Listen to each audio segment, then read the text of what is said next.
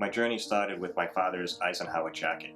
It had been in the family closets for years, collecting dust. My sons told me that we should recreate it, and that began me down this road. Little did I know the family history of my father, his brother, and my mother's brother, and how they all intertwined. My goal now is to make sure that they are not forgotten and their stories are told. I started researching my father's jacket just so I could learn where he went. I wanted to put the tags and the patches and the medals back on. And in doing so, it led me down roads that I didn't know existed. My Uncle Eddie Sullivan, he was the middle child.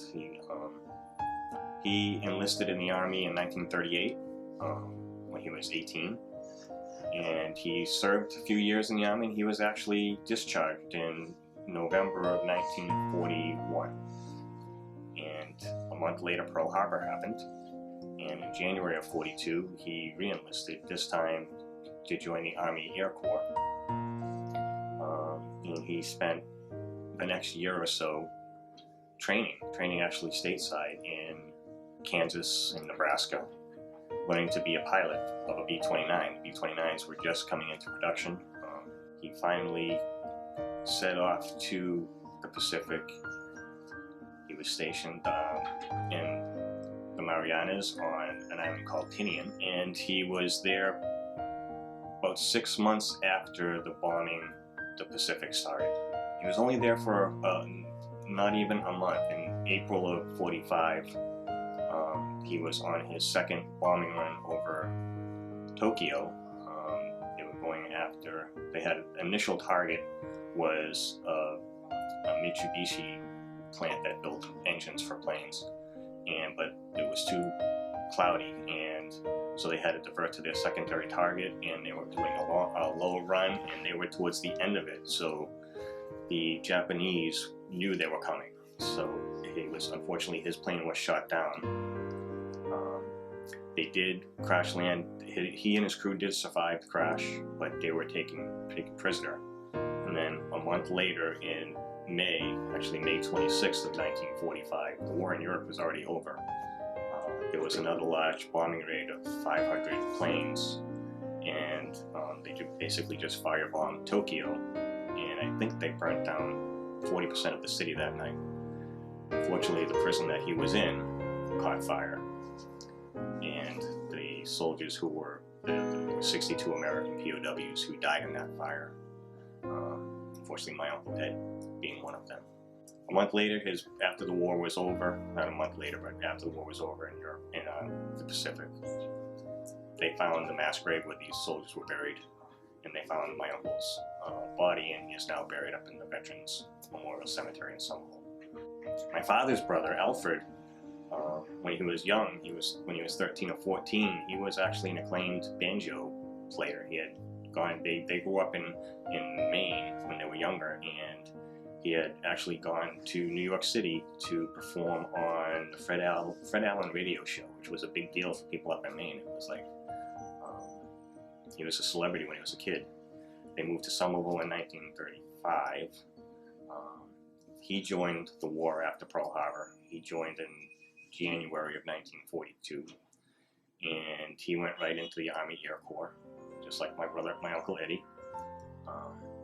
Again, he trained in the Midwest through Kansas and Nebraska, and he was eventually stationed on Saipan in November of 1944.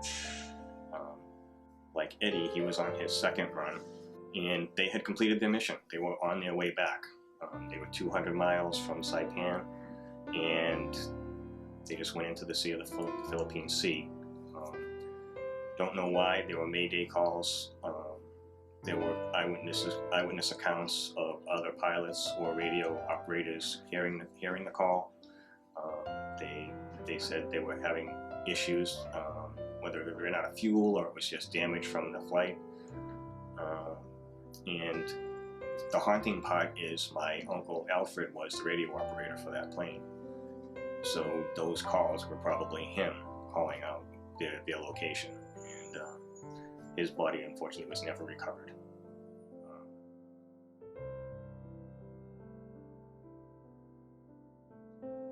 In 1943, my father joined the service. He waited a year after his brother joined. He was the youngest son of the family. So he went right into the Army, and he enlisted in February of 43 and was shipped overseas in June, and immediately enlisted in a new outfit of the Army that was put together by Colonel Darby, and he was a ranger. He was one of Darby's original rangers.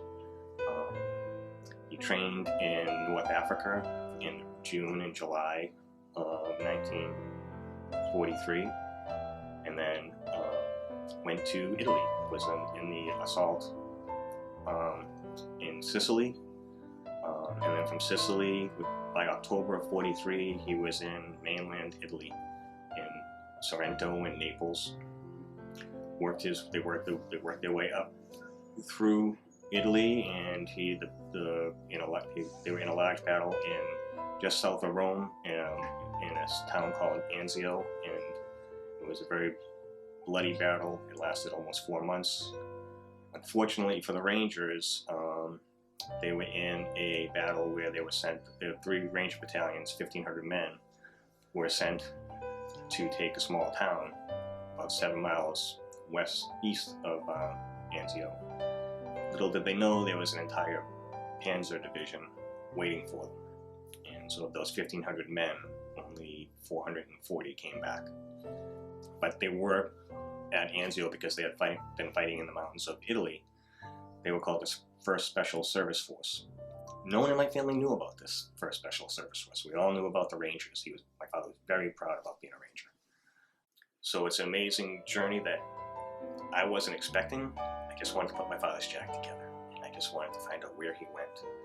And learning the stories of my 2 uncles was maybe the icing on the cake, because my family didn't know about those journeys. I think my uncles and my father's legacies are typical of a lot of people at that time, a lot of soldiers. I mean, in World War II, it seemed that every family had someone join the Army, join the Navy, join the Marines, went to war. And it's been fascinating to know that our family were heroes. And I mean, they were true heroes. And I just don't want that to be forgotten. And I don't want my kids to forget about it. And for the sake of Eddie and Alfred, I just think it's a legacy. It's a story that should be told to my family. And in a way, it's allowed me to bring my family closer together. Indirectly, subconsciously, or on purpose, I don't know. But it's a tie that binds, and I think it's important that they don't forget.